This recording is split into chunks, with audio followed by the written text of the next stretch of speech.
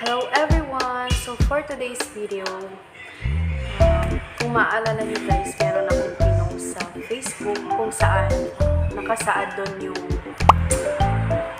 question and answer. So ngayon guys, sasagutin ko na yung mga katanungan ninyo sa Facebook post ko.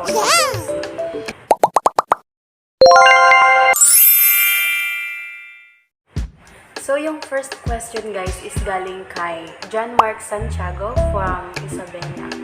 So, eto yung nakalagay sa tanong niya guys na paano nga daw ba naging fire exit kung tao naman yung lumabas? So, ayun na. So, yung sagot ko dyan, Kuya, John Mark. So, depende yan kung mas mauuna yung taong lumabas or yung fire. Pagalingan na lang sila kuya kung sino yung mas matalino na mauunang lumabas kung yung fire ba o yung tao. So ayun yung sagot ko sa katanungan mo kuya. Thank you for comment. Shout out sa'yo. So yung next question guys, ito yung galing kay Insan Elmer Ramos.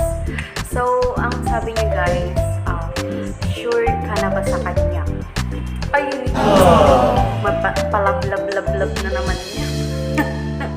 So, yung sagot ko naman yan is, depende yan. Depende kung kung kayo na ba yung nakatadhana. Diba? Malay mo, diba? Hindi naman, wala namang forever. Char.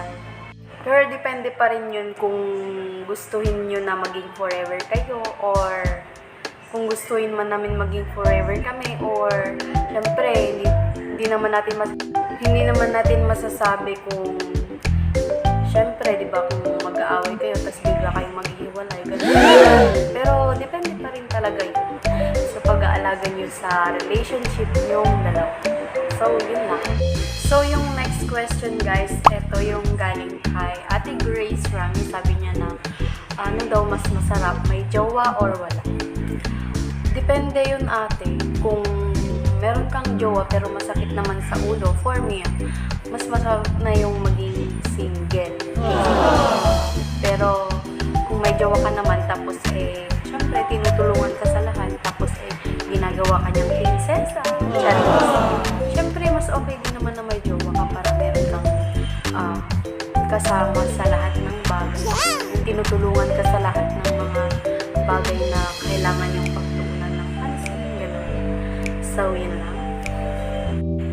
So, that's all for today's vlog, guys. Thank you for watching. Subscribe na sa aking YouTube channel and follow nyo sa aking Facebook and TikTok and Instagram, guys. Thank you for watching. Bye!